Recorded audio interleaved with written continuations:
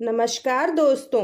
आज हम आपके लिए इंदिरा एकादशी की व्रत कथा लेकर आए हैं। अगर आप हमारे चैनल पर नए हैं तो चैनल को लाइक, शेयर एंड सब्सक्राइब जरूर करें। धर्मराज युधिष्ठिर कहने लगे कि हे भगवान, आश्विन कृष्ण एकादशी का क्या नाम है, इसकी विधि तथा फल क्या है, सो कृपा करके कहिए। भगवान श्री कृष्ण कहने लगे कि इस एकादशी का नाम इंदिरा एकादशी है। यह एकादशी पापों को नष्ट करने वाली तथा पितरों को अधोगति से मुक्ति देने वाली होती है। हे राजन, ध्यान पूर्वक इसकी कथा सुनो। इसके सुनने मात्र से ही वाजपेयी यज्ञ का फल मिलता है। प्राचीन काल में सतयुग के समय में महिष्मति नाम की एक नगरी थी। इसमें इंद्रसेन नाम का एक प्रतापी राजा धर्म पूर्वक अपनी प्रजा का पालन करते हुए शासन करता था। वह राजा पुत्र, पौत्र और धन आदि से संपन्न और विष्णु का परम भक्त था। एक दिन जब राजा सुखपूर्वक अपनी सभा में बैठा था तो आकाश मार्ग से महर्षि नारद उतरकर उसकी सभा में आए। राजा उन्हें देखते ही हाथ जोड़कर खड़ा हो गया और विधि पूर्वक आसन व अर्घ्य दिया।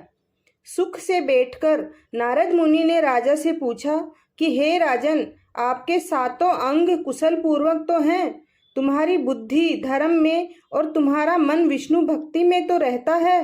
देवर्षि नारद की ऐसी बातें सुनकर राजा ने कहा, हे महर्षि, आपकी कृपा से मेरे राज्य में सब कुशल हैं तथा मेरे यहाँ यज्ञ कर्मादि सभी अच्छे से हो रहे हैं।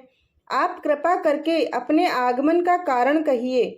तब नारद ऋषि कहने लगे कि हे राजन, आप आश्चर्य देने वाले मेरे वचनों को सुनो। मैं एक समय ब्रह्मलोक से यमलोक को गया। वहां श्रद्धा पूर्वक यमराज से पूजित होकर मैंने धर्मशील और सत्यवान धर्मराज की प्रशंसा की। उसी यमराज की सभा में महान ज्ञानी और धर्मात्मा तुम्हारे पिता को एकादशी का व्रत भंग होने के कारण देखा। उन्होंने संदेशा दिया, सो मैं तुम्हें कहता हूँ। उन्होंने कहा कि पूर्व जन्म में कोई विघ्न हो जाने के कारण मैं यमराज के निकट रह रहा हूँ। सो हे पुत्र, यदि तुम आश्विन कृष्ण एकादशी का व्रत मेरे निमित्त करो, मेरे लिए करो, तो मुझे स्वर्ग की प्राप्ति हो सकती है। इतना सुनकर राजा कहने लगा कि हे नारद मुनि, आप इस व्रत की विधि मुझसे कहिए। नारद जी कहने लगे, आश्विन माह की कृष्ण पक्ष की दशमी के दिन प्रातः काल श्रद्धा पूर्वक स्नान आदि से निवृत्त होकर पुनः दोपहर को नदी आदि में जाकर स्नान करें। फिर श्रद्धा पूर्वक पितरों का श्राद्ध करें और एक बार भोजन करें। प्रातः काल होने पर एकादशी के दिन दातून आदि करके स्नान करें। फिर व्रत के नियमों को भक्ति पूर्वक ग्रहण करता हुआ प्रतिज्ञा करें कि मैं आज संपूर्ण भोगों को त्याग कर निराहार एकादशी का व्रत करूंगा।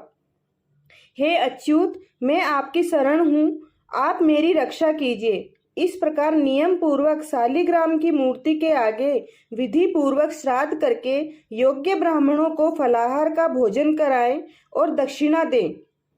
पितरों के श्राद्ध से जो बच जाए उसको सूंघ कर गौ माता को दें तथा धूप, दीप, गंध, पुष्प, नैवेद्य आदि सब सामग्री से ऋषिकेश भगवान का पूजन करें।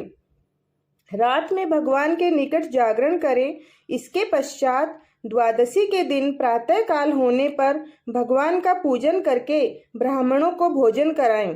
भाई बंधुओं, स्त्री और पुत्र सहित आप भी मौन होकर भोजन करें। नारद जी कहने लगे कि हे राजन, इस विधि से यदि तुम आलस्य रहित होकर इस एकादशी का व्रत करोगे तो तुम्हारे पिता अवश्य ही स्वर्ग लोक को जाएंगे। इतना कहकर नारद जी अंतर ध्यान हो गए।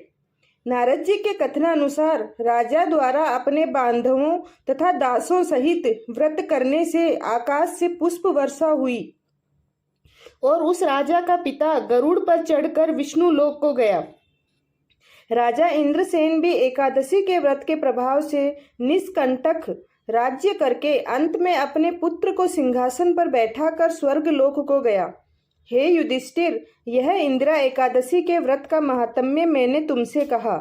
इसके पढ़ने और सुनने से मनुष्य सब पापों से छूट जाते हैं और सब प्रकार के भोगों को भोग कर वैकुंठ को प्राप्त होते हैं। यह है एकादशी के व्रत का महत्व और कथा।